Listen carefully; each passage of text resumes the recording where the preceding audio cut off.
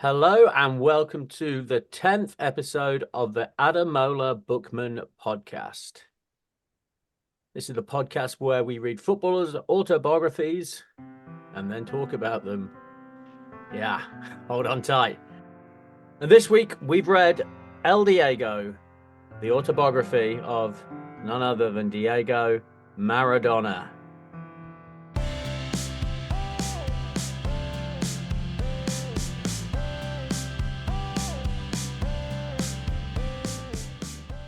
So, Johnny, Maradona, what do you think?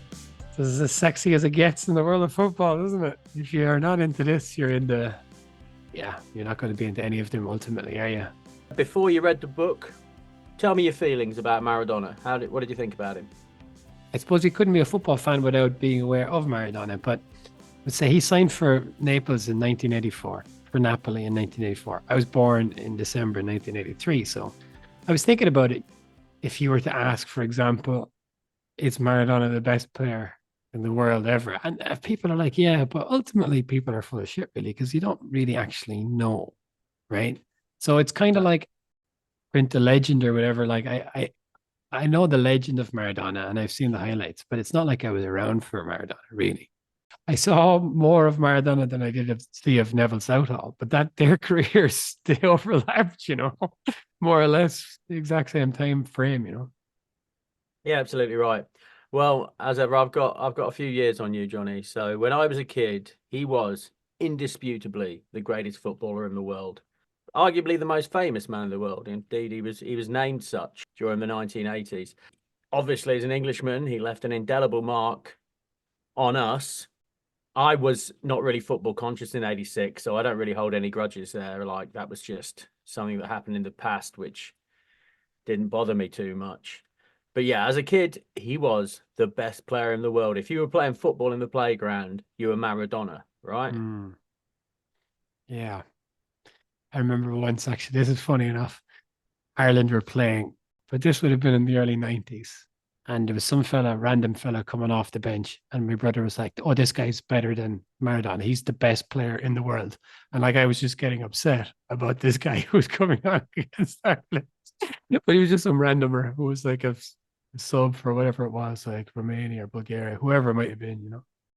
He was the best player in the world in a way that I don't think we've had since. He was like in the 80s, like, Michael Jackson was the biggest pop star in the world in a way we don't have now. I know, obviously, we have Messi, but you can't say Messi without Ronaldo. I don't care that Messi won the World Cup, but Ronaldo achieved almost as much, right? And you could make an argument both ways. But in the 80s, Maradona, numero uno. Yeah. There's something about Maradona, and maybe this is the thing. As a character, Messi is just boring as it gets, isn't he? Christ alive. As an individual. Well, he Whereas certainly is. Maradona is like, as well as being arguably the greatest footballer, he's like the greatest character. It's amazing to be both. Well, as you can see, I keep trying to interject because I came up with something in my head and I'm desperate to say it, Johnny. It's like Fred Astaire and Ginger Rogers. Like they always say, Ginger Rogers did everything that Fred Astaire did, but she did it backwards, wearing heels. Before Messi, Maradona achieved the status of greatest player in the world, but he did it whilst partying all night and snorting bags of cocaine. He did it in an environment where professionalism was nowhere near the same. I mean, can you imagine? And I know it's a moot point, but if Maradona had been raised in the world of professionalism that had now, because if you look at his numbers, they're nowhere near Messi and Ronaldo, nowhere near. Yeah. But he was number one. Yeah. I was thinking that Argentina as a state, like in some kind of like imaginary arms race, wanted to recreate Maradona. And they got the genes of Maradona.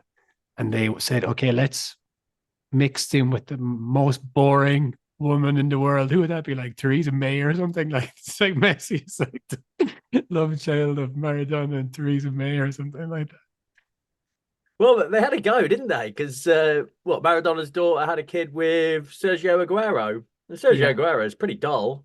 He's a nice man, such a nice man. Maradona, on that point, Maradona has two kids. I think it's Dalma and Giannini. Maradona Oh, has no kids. Maradona has quite a few kids, but Maradona in the book, at least, he had two girls, at this point, Dalma and Giannini, the princess and the tank. That's what he calls them. Who do you think Conaguero was married to? Oh, here you go. I'm going to guess the tank. Correct. I wanted to ask you a couple of things, actually. This book is written in Spanish, and it's translated into English. And so there's certain expressions. So I don't know if they're Maradona-isms or if they're just Spanish kind of clunky translations. But I wanted to ask you about a few Maradona-isms, and you can tell me what you think they mean, okay? So who's the beard? God. Yes, he talks about the beard all the time. What is a thermos head? It's a dummy. He's a fucking idiot, right? An idiot, yeah. What's Montezuma's revenge? Diarrhea. Yeah. What happens if you took the cat's milk? That's taking the Michael, isn't it? Yeah, taking the biscuit or taking the piss, exactly, yeah. And what happens if you let the tortoise get away from you? And that happens a lot, right? He says it every second page. I really let the tortoise get away from me. Or directors let the tortoise get away from them. Yeah. Sporting directors being slow to act. Rodney from Only Fools and Horses would let the tortoise get away from him.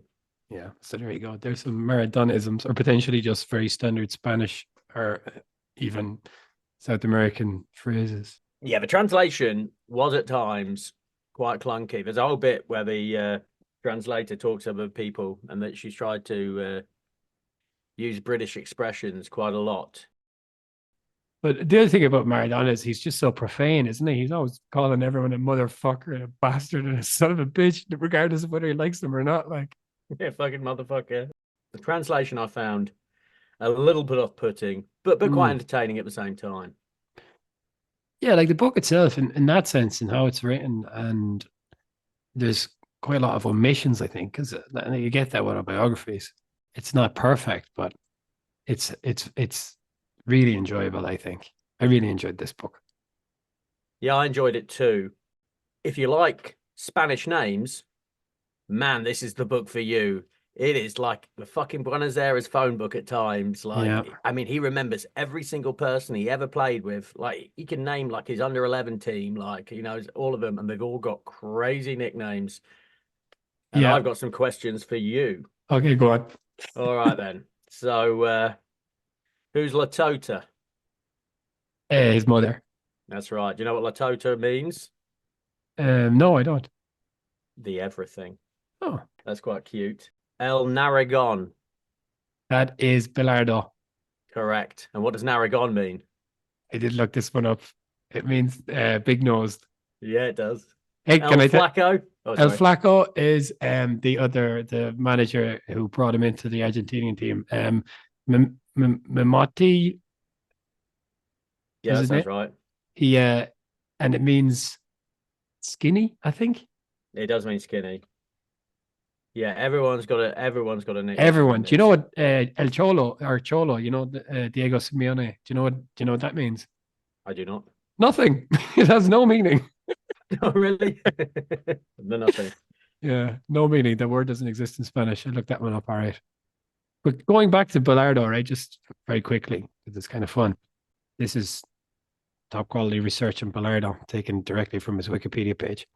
After graduating as a physician, Bilardo retired from play and accepted a job as Estudiantes coach. For the next years, he divided his time between managing his family and helping manage his father's furniture business. He even found time to research rectal cancer and and practice as a gynecologist.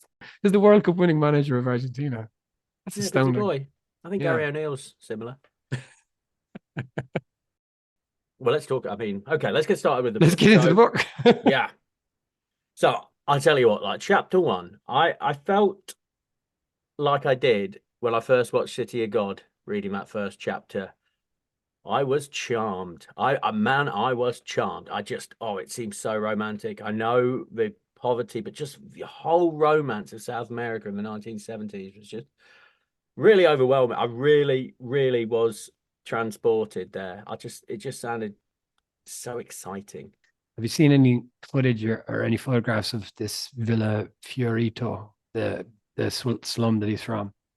Yeah, there's one in the book, and yeah, it's like Oh, my yeah, is shed. it? It is a shanty town, right? Yeah, it Uh, is. Ten people living in the house. Said yeah, it got wetter inside than it was outside. so Yeah, absolutely dirt poor. But I don't think he wasn't unusual in that. There's obviously a lot of people from this background. well, very much so. Yeah, his dad was what he pounded animal bones 12 hours a day, 6 days a week. Mm, Doesn't yeah, sound a great deal of fun. no, it doesn't. He refers to himself as a little black boy from Buenos Aires. And I wondered about that. Like, and you read that, you see him being referred to by others as that as well. I didn't quite get it, but like his father's mixed indigenous and Spanish heritage, and his mother's mixed heritage is Italian and Croatian. But they found out posthumously that he has like African heritage as well, from a slave connection. Oh, no kidding. Okay, I Yeah. didn't know that. He very much identifies as the plucky underdog, doesn't he? In every sense. Yeah, well, I mean, that's it. It must have very much been an influence on his socialism, which plays a part in his later life. Yeah. Diego liked to play with anger, like as a kind of as a motivation. He played football in the streets. He was mad about football, and he was a phenom, right? Right from the get go. I read elsewhere that when he showed up for this team that he played for, Argentinos Juniors. Actually, this is quite fun. The name of that team is he was taken for a trial with cebolitas, and it means the little onions. That's quite Little nice. onions. It's Yeah, adorable. yeah. The youth side of Argentinos Juniors, they just thought he was lying about his age. I think he was very small and he had a big head, but they just thought like this just can't be true. He's just too amazing. But they made him get ID and prove like this was when he was 8, I think, when he proved to prove his age. Yeah, he was born in 1960 on the 30th of October. When he was born, he was covered in dark fur, so we called him Paloosa.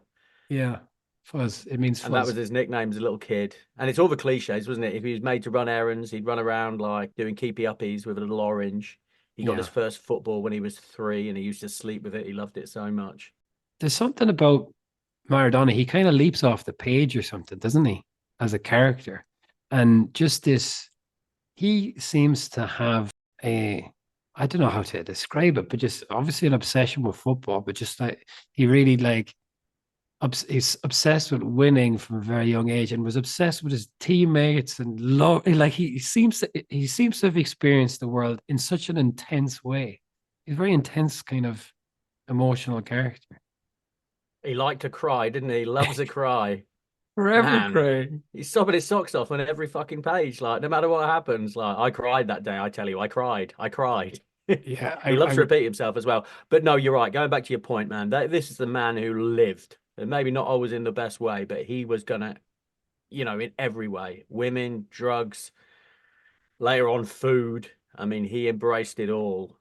the funny thing about reading footballers' books that I'm learning is that it's very hard to make football come alive on a page. It really is. Like he's talks about the 1986 goal, for example. The good one where he runs around everybody. And it just doesn't translate. When it's written. So oftentimes I find when we're reading these books, the football is often any descriptions of the football is usually quite dull, isn't it? Yeah, But that's right. he has a he has a person. He just kind of like it's just like he just experienced everything in a very intense way. It was that in itself I found really there's something very intriguing or compelling about that. Yeah, pure charisma, the lad. Absolute charisma. That's it, yeah. And I suppose that we should avoid the temptation to constantly make messy comparisons, but he both of them were captain Argentina, obviously. And I suppose you wouldn't necessarily think of this kind of player as a captain, but he was, as you say, insanely charismatic. Yeah, that's right. I think he would inspire people, if not by his actions. Well, certainly not his actions off the pitch, but on the pitch. I mean, you live and die for this lad. I mean, he was. I mean, I knew it when I was a kid. This man just radiates charisma, like incredible, incredible player. And you can see you'd be inspired by him. You'd want to play with him, and you'd want to play for him. He played for Argentinos Juniors. He made into the first team as a 15-year-old. and he got noticed very early. He had his first cap for Argentina when he was 17. And, there was a lot of talk, I gather, around Argentina about this guy, this up and coming guy. And it was River Plate who were kind of in for him, really, because like There's it's another not, team in for him as well, Johnny. yeah, there was another team in for him. They must be so raging. Can you imagine? Well, I'm glad. Oh God, can you imagine the team that was in for him for £150,000, which was a hell of a lot for a 17-year-old in the 70s, was Sheffield United. Yeah, wow. And it was only the military government in Argentina at the time that stopped him going going to Sheffield United. They asked for money, I think. They asked for kickback. Oh, really? Oh, yeah, I saw that somewhere else. They asked for Well, essentially the equivalent of the fee. Again, Sheffield United balked at that. we have the Argentinian military dictatorship to thank for that. Thank you, Argentinian military dictatorship. I couldn't bear it if he played for Sheffield United. I would not be able to bear it. Yeah, so River Plate were the moneyed team in Argentina, and Diego's father told him that he had a dream of him playing for, as in he literally had a dream one night. And Diego was very struck by this because it was very uncharacteristic of his father to talk like this. This is just a Maradona characteristic. He decided he was going to go to Boca and he was going to move the world to work to that, to make that happen. So River Plate were the ones who could afford them, and Boca were penniless, really. But he went on television and he was being asked, being interviewed, like, where are you going to go? Are you going to play for all the rest of it? And he said Boca Juniors when they didn't have the money to buy him. So, at that point, I suppose Boca had to make it work. And how they made it work was essentially they swapped half of their team with Argentinos Juniors, who were in the second or third division. So you can imagine, you can imagine how happy the players were to be packed off to this team a couple of divisions down, or in exchange for this 17-year-old or what, yeah, whatever age he was at the time. His record at Argentina is phenomenal, considering he was a teenager for the most of that time. 166 games with 116 goals. I Now we're mean, this talking. was truly a phenomenon. So Baca, he was given apartments instead of cash, and some of them in these crummy neighborhoods that he wasn't able to get rid of and stuff like that. And they had to play a lot of friendlies to raise money, and that seems to have happened at other times in his career as well. He just chose such unusual clubs almost all the time. I mean, to be as the greatest player in the world, he did not play for any of the world's big boys, did he? Apart from Barcelona, I guess. But that Yeah, was well, brief. yeah, yeah, and in this sense, he is the anti-Messi. No, that's right. I mean, at one point he was offered an incredibly lucrative deal from an American management company, but he turned it down because he'd have to get dual citizenship and get a US citizenship, and he absolutely refused. And he claims that was worth 100 million, right? In terms of his charisma, he describes a situation at Boca. I think his arrival probably put a few noses out of joint within the Boca dressing room. Half of the team has been sent away. This upstart has arrived, so they don't warm to him immediately. But at one point, the Boca ultras storm their hotel, and I gather these guys are like a drug gang, drug cartel, or whatever, and they're threatening the players, and then they're armed, and they're essentially saying, "You guys better start performing, or you're in trouble." And Maradona's like, "Get the fuck out of here!" And he stands up to these guys, and they're all like apologizing to Maradona. They're saying, "No, we're not here. You're doing great, Diego. We're mad about you. It's everyone else. Everyone else is a shithead." But Diego's like, "Get the fuck out of here!" And that's kind of what it brought the rest of the team on side for him. Which is a That remarkable was scene if it's true. El Abuelo. That was the leader of that gang, the grandfather. Ooh, Oh yeah, sinister.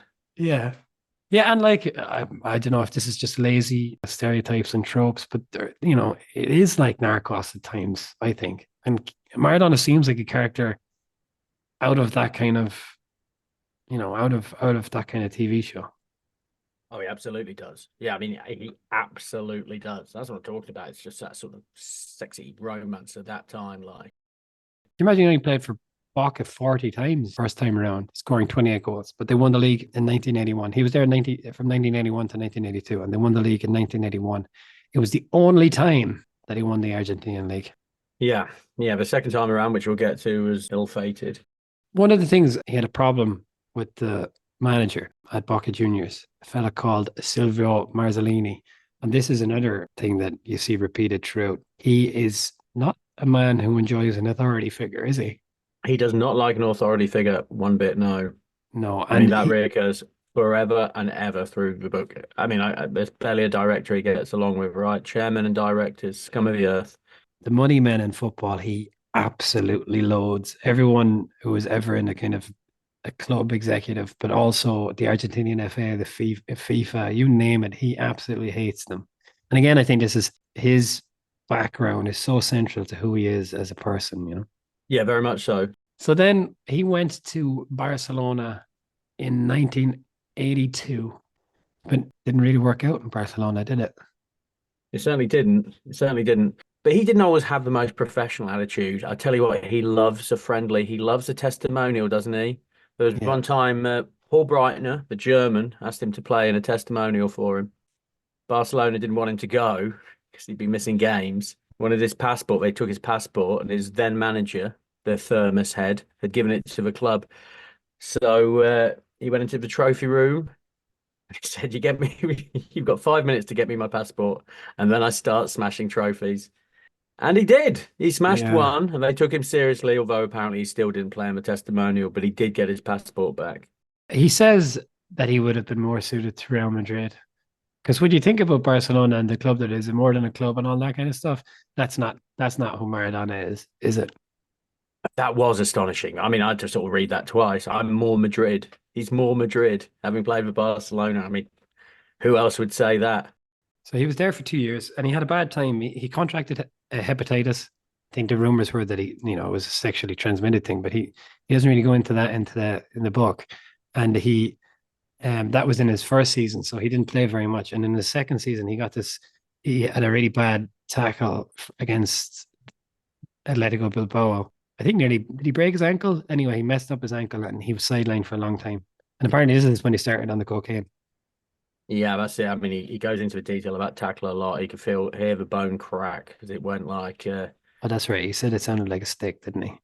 yeah. Yeah, and that is when, yeah, the cocaine started. He likes an enemy. Maradona's last match for Barcelona is against Bilbao in the Copa del Rey final and they lose 1-0. And at the end, somebody goads Maradona. Have you seen footage of that fight? At the end of that fight? No, I At the haven't. end of No, that. no. Now that is worth watching. It's Oh, not yeah. like, yeah, it's not your standard football fight. So this is after the match. And like I said, he lives the world so intensely, I think, and losing would have cut him deep. And he goes wild. He's just running around like scissors kicking and scissors kneeing people. Like he knees one guy in the head and he lays him out. The guy is wiped out on the floor, and it's just total mayhem. And it's the Copa del Rey, which I understand does that mean the Royal Cup? And the king Yeah, I was in guess so. attendance. Yeah, good for him. And that was the year previously. He won the Copa del Rey, right? And that was his only trophy. And he talks But about yeah, that. He comes back to that. Like the trophies mean a lot to him. I mean, if you look at his trophies, there's not that many, No, really. no. But then you look at his personal awards, and there's up 3 pages of he's got like 3 or 4 league titles, right? A couple of Copa del Reys, obviously the World Cup. But his No, personal awards, genuinely, I think there's 3 pages of them. and another thing that really marks him as being different than Messi is it's all about Argentina, really. For not all about Argentina, but why God does he love Argentina, playing for Argentina? Yeah, he very much says that. Like that was the great pride of his career, right? Was playing for his national side. Yeah, But he didn't play for them that often though, did he? I mean, like, you know how many caps he got? no, 46. come on. In like 17 years, 17, 18 years, he got Mm. 46 caps. I made note. Eric Dyer's got more caps than that. Theo Walcott's got more caps than that. Declan Rice has got 50 caps for England now and 3 for Ireland, so he's got more than. Let it go, Johnny. Let it go. Going back to the Argentina thing, he wasn't. included in the '78 squad, even though he was already a bit of a phenom and he'd already represented Argentina, but he was left behind. And obviously, they won the World Cup, so he can't really have too much complaints there. But I think this broke his But he does, so Johnny. He does. He has broke, lots of complaints about broke it. his little heart. Yeah, he doesn't go to '78, but he does go to '82. And at this point, he is playing for. He's just gone to Barcelona. He's signed for Barcelona, but he hasn't started playing for them. So there's a lot of talk about Maradona, and this was going to be his World Cup, but it didn't work out that way. He was useless. They were useless. He said they trained for 4 months, the team, the Argentinian team, before the World Cup, which I thought was notable. He said that he wasn't going to touch the ball with his left foot for all of those 4 months. He was only going to train with his right, and then he would unleash the magic of his left when he got to the World Cup. I thought that was quite nice. Well, he was accurate about one thing. Left footers are easier on the eye. He just thinks players who play with a left foot are better. In '82, they lost to Brazil, and he got sent off, and that was the end of that World Cup for them. So Napoli, he's such a kind of tragic hero, Maradona. And Napoli, while all at once seems to be absolutely where Maradona should be, and absolutely the worst place he possibly could be. Yeah, that sounds right. Have you ever been to Naples, Johnny? No. I've been to Naples a couple of times, and it really does have that like tinderbox feel about it. Like it could just kick off at any moment. Just walking around the streets, just as a tourist, you just feel the atmosphere of it.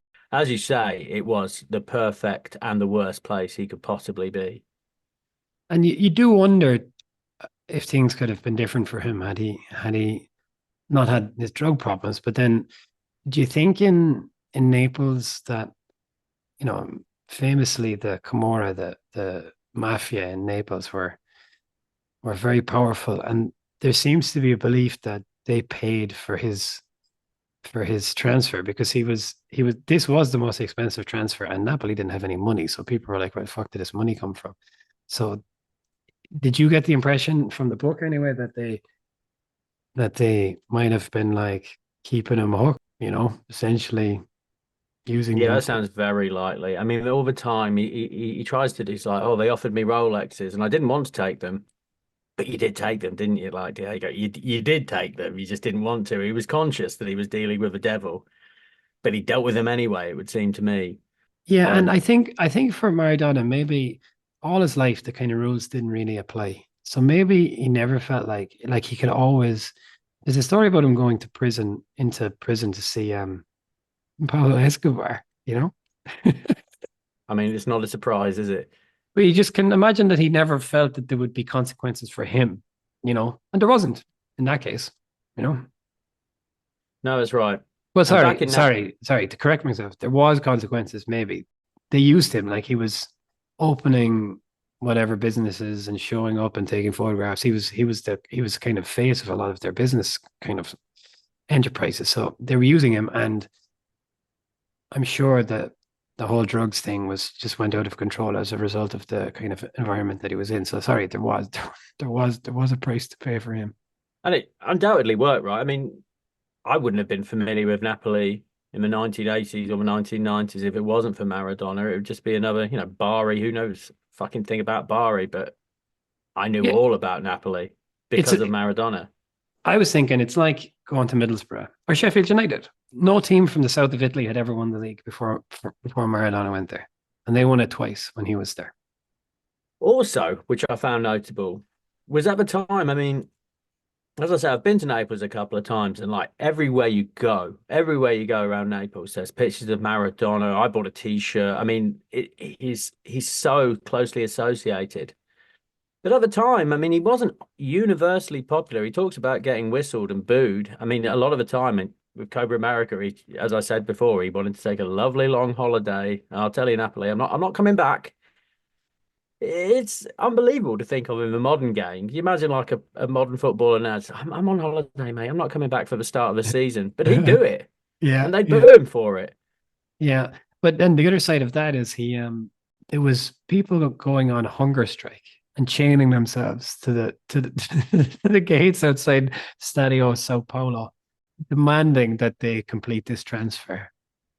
Like, so, you know, they wanted this guy bad. Again, can you imagine a situation where people were going on hunger strike to sign who? I don't know. I might go on hunger strike if we sell Morgan Gibbs White. Yeah. Like the Napoli stuff. And I watched a good bit of the footage, and some of it really is magic. He's just such a beautiful player. This obviously low center of gravity and quite like, but like not shaped like Messi. You think of them like almost as like, being the exact same, but like he's a kind of much kind of more powerful kind of build. And he gets heavy even when he's playing in Napoli. He's a heavy, He's like stocky, right? I mean, there's heavy no question set. he's Yeah. stocky.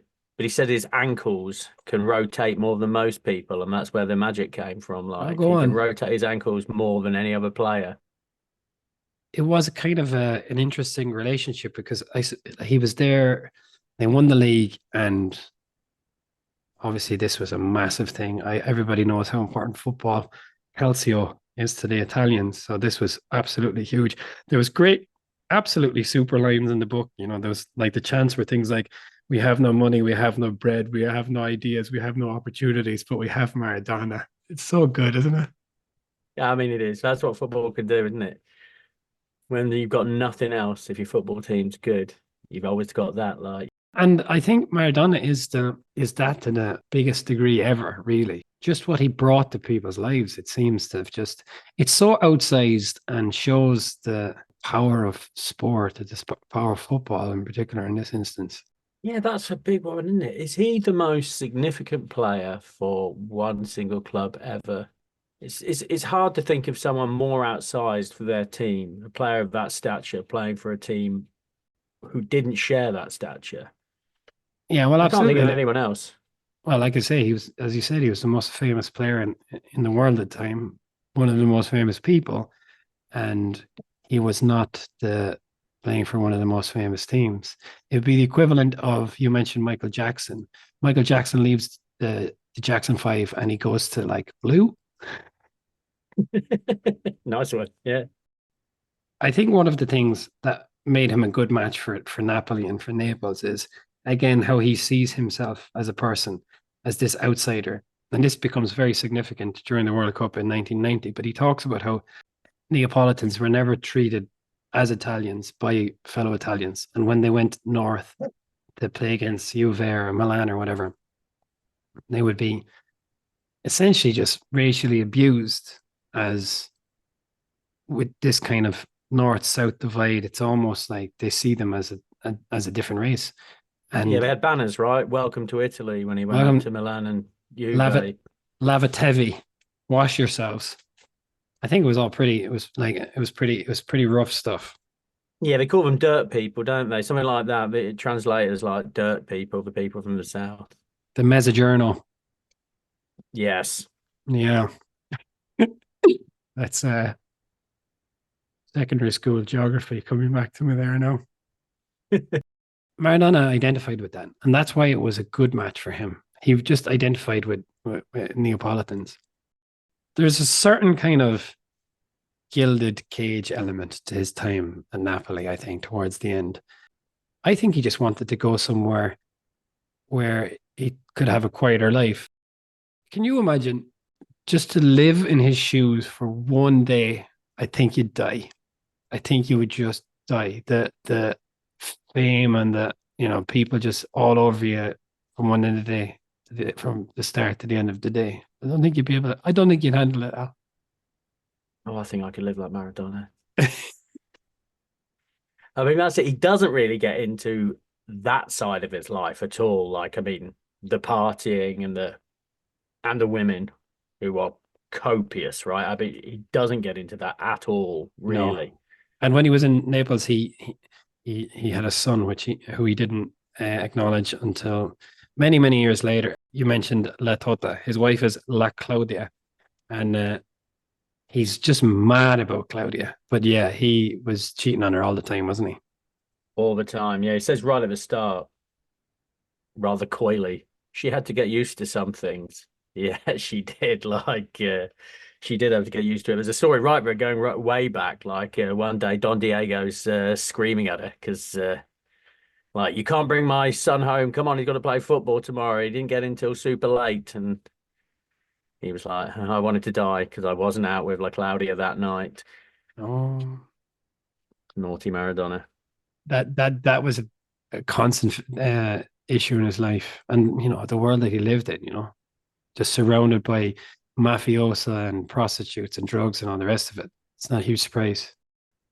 All of the paragraph, all of the chapters have got, the titles are like the resurrection, the frustration, the beginning, and so on. And the one about the '86 World Cup is the glory. So this Yeah, is the the kind. chapter titles are incredibly grandiose, aren't they? I mean, They he's are like baby grandiose. Yeah. Jesus, like they really are. Like, He sees himself on that level, I think. oh, he sure So does. he says, the glory in my body, in my heart, in my soul. I knew I was living the most sublime moment of my career. 29th of June, 1986, Azteca Stadium, Mexico. That date and that place are now imprinted on my mind, on my skin. I remember the feeling of the cup in my hands. I was shaking it. I was lifting it. I was shaking it. I was kissing it. I was shaking it. I didn't know what I was doing. I lent it to goalie Neri Pompidou for a bit, but I immediately asked for it back. I wanted to be sure it was true that the World Cup belonged to us, to Argentina. I just thought it was striking because, again, he just seems to live so intensely, and he seems to like just have the most outsized emotions Yeah, again, he cries on every page. on every page. Yeah, it's fun. It's fun. So the '86 World Cup, he's there under El Norigon, the big nosed Bilardo, who he has a love hate relationship with.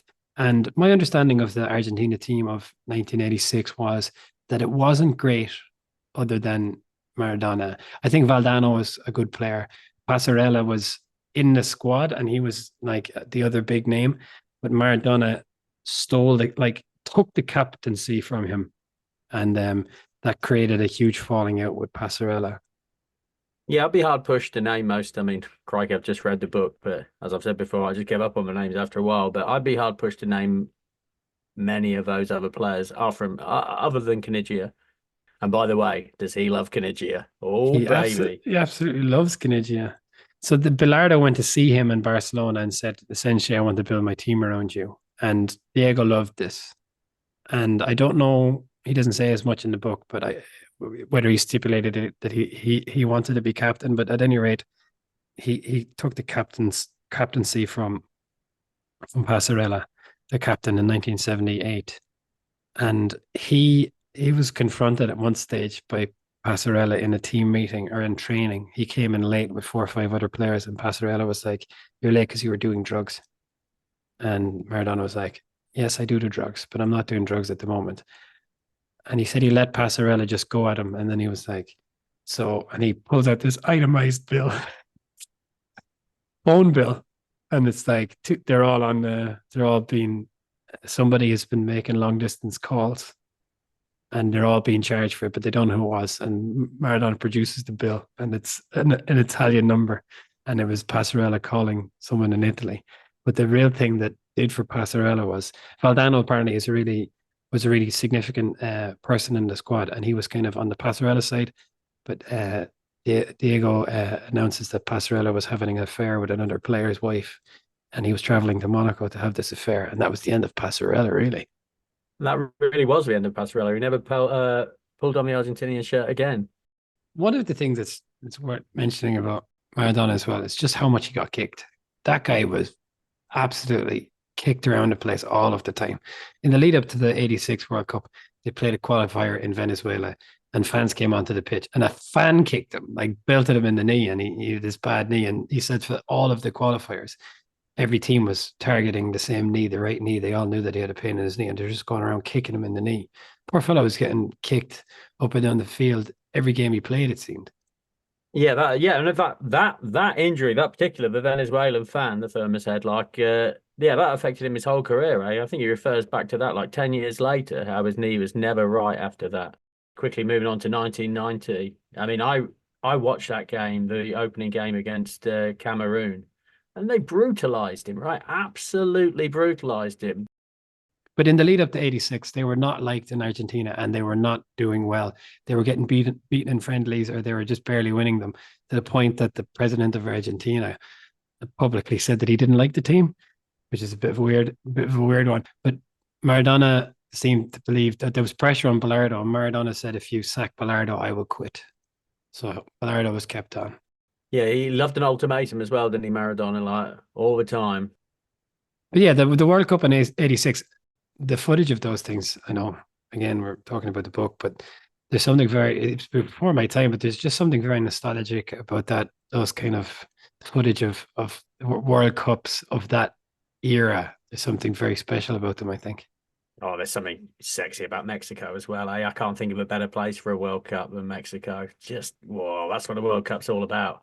And like obviously from an English perspective, you said it was before your kind of football consciousness, but this is, it's kind of another period of heartbreak, a moment of heartbreak for English football fans. But I think for the rest of the world, this is just really magic, really. Not and no one's in no small part. I'm sorry to say, because England were the kind of one of the major victims, but just the story, because it is a story of kind of one guy against the world. There's something pretty intoxicating about that.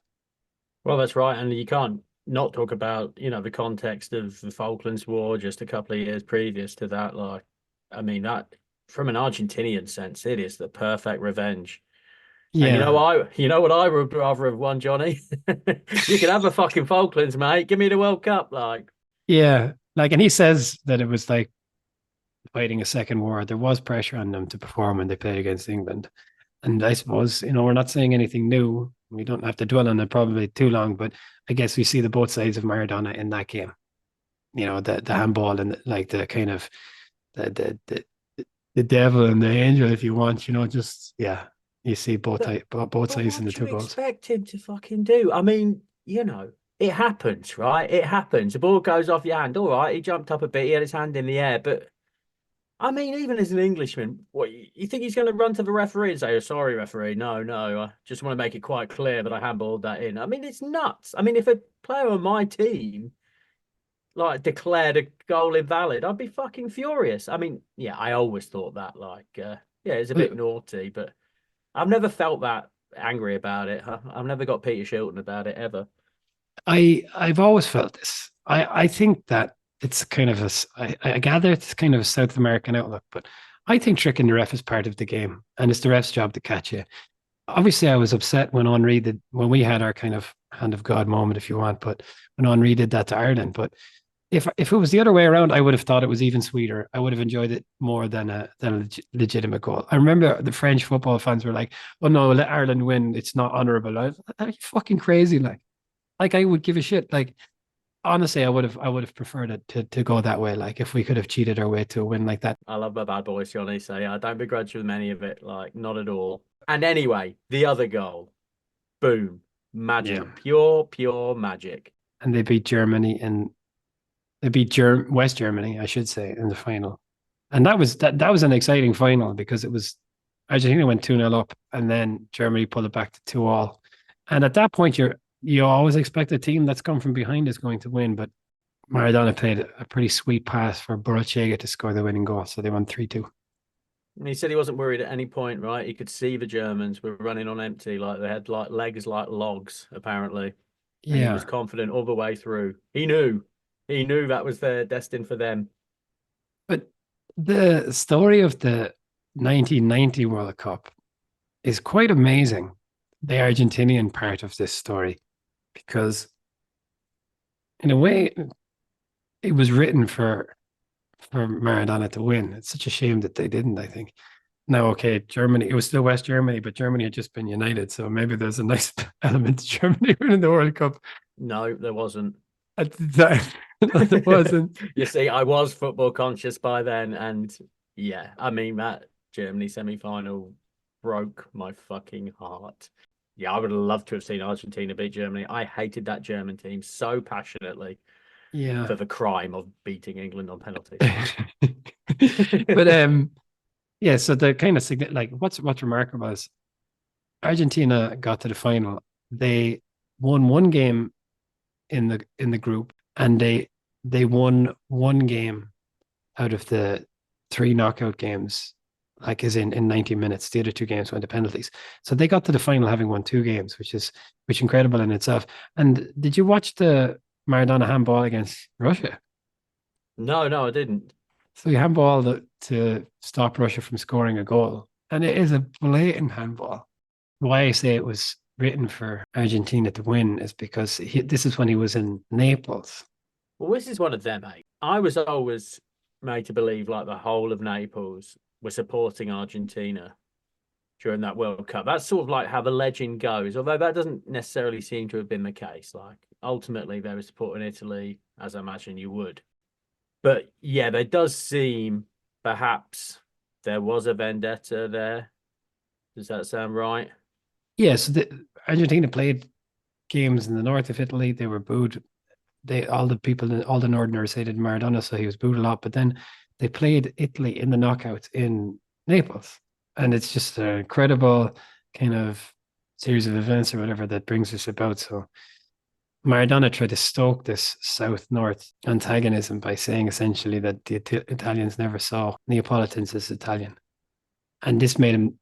He was the most hated man in Italy after this. Well, largely, like obviously, if they'd put Maradona out, they wouldn't have cared less, but largely because they beat Italy. Yeah. Yeah, and that sort of stoked the end of his time there as well, didn't it? Like, I mean, after that. They go on, that was the semi final, and they go on to lose in a terrible final to West Germany. But this, I think, was this the ultimate? Like, is this what really fucked Maradona in the long run? Because really, after this, he never really recovers because he goes back to Italy. This kind of protection that seems to have been there for him in terms of his lifestyle and his partying is gone. And did you notice in the book that he doesn't really he starts talking about this 15-month ban. And I was like, what's the ban for? He barely talks about it. And it shrugs. Of course it is. Like, I mean, they're out to get him at that point, or at least that's his perception. But on the other Yeah. hand, he seems to have been pretty openly doing cocaine. I mean, everybody knew it. Everybody knew it. And then he's so astonished when he gets a drug ban. But if you've been permitted to live as you like total impunity, you live in different set of rules to everyone else in the entire world, and suddenly that's no longer the case. I think it would be surprising. Yeah, I suppose it was a surprise, but from the context of a world football thing, and certainly from the perspective of modern era, I mean, how did he think he'd get away with it all the time? I Because he saw I did saw some footage up until that of point. him. He's scoring in a friendly to make it 6-5. I forget the teams, but he I runs thought, off and someone brings on and he does a line of coke on the pitch. On the yeah. pitch. I mean, come on. Yeah, that I saw that as well. It's that is really quite striking. It's not something you see. I But mean, wow. So so yeah, for perception of him being targeted, yeah, I'm not saying, but he gave them all the ammunition but all the time. so he was targeted in a sting operation, and he was charged with possession of drugs with intention to supply because he gave cocaine to the two prostitutes that he was with. That brought about an end of his time in Italy, but his problems just seemed to kind of multiply. He went to Argentina. He had a possession. He got a possession rap in Argentina as well, and it just seemed from there he had a few drug whatever positive tests, obviously famously in 1994 at the World Cup in 1994. But it's also what ended his career with Boca Juniors was and his Yeah, football another drug ban. Like, his footballing career. Yeah. yeah, well, that's it. 1990 was the end, wasn't it? I mean, it just all peters out from there. Like, yeah, just drizzle that. It's sad. Yeah, so that's how many? Three in total. Like, Three, I think, yeah. and everyone he sees is a massive injustice, right? Every single one.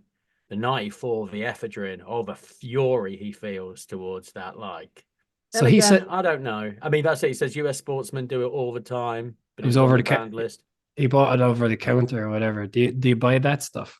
As in, not do you buy it over the counter? Do you buy his story? No, I don't. No, I don't. I mean, he's totally incapable of any sort of like self-reflection there. Like, I mean, he was just so bleedingly obvious about it, right? All the time. And I suppose it meant so much to him because his world had fallen apart after 1990. Problems just seemed to follow him everywhere at this point. He went to Seville, and his manager was Bilardo El Aragon, his World Cup manager in 1986, and it was all going well. But then it starts to come apart. That was the end of Europe for him. He goes back to Argentina, Newell's Old Boys, The knobs. the Knobs in Rosario, which is where Messi is from, and Pochettino and Che Guevara, I believe. They're all from Rosario, aren't they? I believe so. Yeah, that is where famously, yeah, where Messi started his career, right? Yeah. And he said it was a beautiful time, Yeah, he loved but it. it ended very shortly. 5 games only. 5 games. Well done. He shot some journalists with an air rifle. Oh, that incident, he says. Yeah, that little incident. He Oh, kind that of one you know about, or the air rifle. He doesn't mention that he hit 4 of them. He yeah hit 4 journalists with his air rifle. yeah, and so he went back to Boca. So this is a Pandora's box of emotion, of course, or him returning to Boca. And it's Bilardo again. He just can't get away from Bilardo. Good old big nose. And his record there is pretty decent, right? He played 71 games, 35 goals. I mean, he does all right. But it just would have meant so much to him. I think at this point, you get it. Like his career is coming to an end, and football is everything. Well, football and drugs, I suppose, are everything to Maradona. So I think you can see the desperation in him that he wants it to go well, and he plays a season with Boca, and they are playing against. They're competing with Vélez Sarsfield for the championship, and he misses 5 penalties in a row towards the end of the season. Yeah, I did notice that. 5 in a row. I mean, at some point, you've got to say, well, you've missed the last 2, right? Yeah. Okay, but you've missed the last 3. You missed the last 4. I mean, someone's got to take penalties off him. I mean, that's got to be on Bilardo, right? Come on, lad. You've just got to put your foot down there. But so his football career comes to an end, and that's kind of it. This book was written in 2004. Like subsequently, he managed Argentina, right? Yeah, he did, but in like 2010, But they didn't. absolute clusterfuck. I think it's worth quickly just mentioning his little story with the Pope. Yeah, So, that is fun. the Pope, he feels sorry for the poor, like we must do for the poor, and he points out that you could perhaps sell some of the gold ceiling in the Vatican, but more than that he met him with La Tota with his mother, and he says, and his mother said, "Oh, the Pope gave me a medal, like a little what is it like? You're a Catholic." Rosary beads. Oh, rosary beads, and these are special. But when I looked at the rosary beads, they were the same as mine. So he confronted the Pope about it, like, "What's so special about my mum's rosary beads, eh? Hey, hey." And he just gave him a little pat on the shoulder, which he found patronizing. Yeah, he was outraged. And then, like, so John Paul II, I knew this, was a goalkeeper, and he mentions it. He's a goalkeeper anyway. Yeah, no, not good enough to play football. I mean, that's pretty good, isn't it? I mean, how many times did the Pope get confronted? Like, can you imagine anyone in the world? And apparently, the story goes that Maradona went the day after being out, like without going to bed, and was doing coke in the bathroom in the Pope's private bathroom. That's not in the book, but I saw that elsewhere. But yeah, that's Diego. So, what did you think of the book? Well, it's certainly one of the better ones, isn't it, Johnny? Again, I would have liked a bit more, well, possibly not more drugs, but a bit more sex. I mean, I wish he could have talked about that a bit more. I guess, you know, he was with his wife at the time, but it's such a huge part of his life. He missed out the partying. I mean, I would have been fascinated to read about his partying. It's all football, and I'm not knocking it because he is football, but I would have liked to know what a night out with Diego was like. Yeah, that would be nice. Something that I think that you learn reading these books is that they all withhold a lot. Like maybe Southall was perhaps the most candid but they all withhold a lot. And in a way, I don't think Maradona would be capable of just doing something mundane or banal. So while he's withholding a lot, I still thought it was just incredible and really, really, I really enjoyed this. I think maybe the one I enjoyed the most, and it's not the best book. It's just he's the best character. He's the best character maybe football has ever produced. Can Yeah, you I think think? that's yeah, I would absolutely agree with it. He is So I think in terms of charisma, right, and that's a word I used before, but no one comes even close, do they? Like no one comes even close to like him. who'd be like, do you know who's the most charismatic person ever in English football? Like Brian Clough. Yeah, I think that's fair to say. Like, and then you're really getting into like your Frank Worthingtons and stuff, like who are really minor people on the world stage. But if you took someone like Beckham, like who's obviously very famous, like loved, was a successful footballer, obviously not on the same level as Maradona as a footballer, but not at all as interesting as Maradona. Well, that's it. Not If you talk about the Mount Rushmore of footballers, your Pele, boring. Ronaldo, Beckenbauer. boring. Messi, boring. Beckenbauer, I guess, has got a bit about him, and so does Cruyff, but nowhere near Maradona. No, Nowhere near. Cantona is an interesting character, right? He lived a life, it seemed. Maybe he's less interesting now, maybe, but Maradona had those elements and more, but was just amazing, was the best player.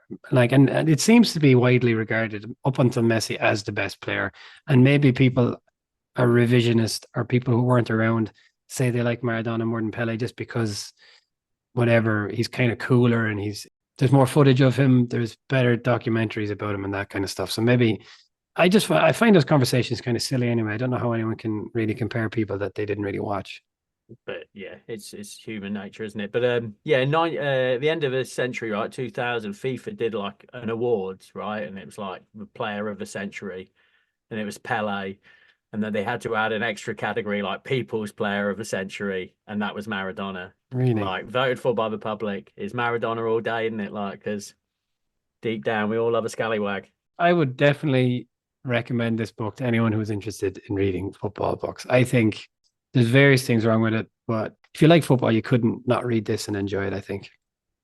No, I think you're absolutely right. I mean, even if you don't remember Maradona, you And know for the the legend, and it pads it out, right?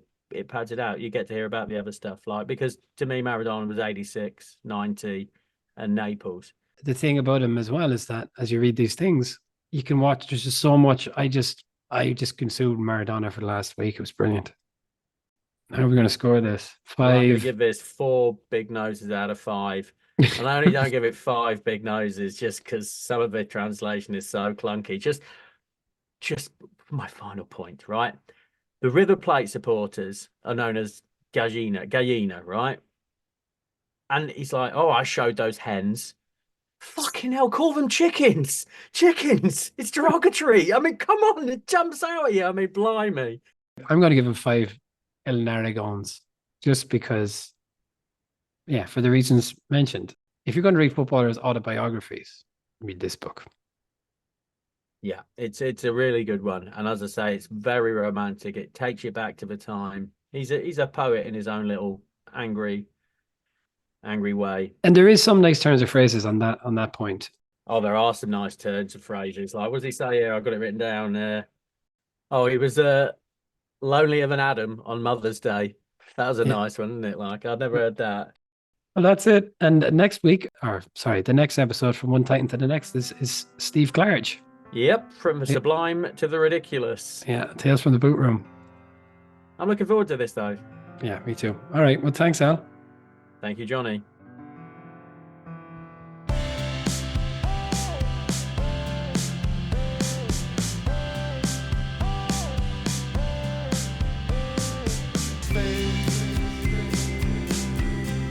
Let your body spin like there is nothing in life but dancing. I can't keep my hands off you, as if this looked like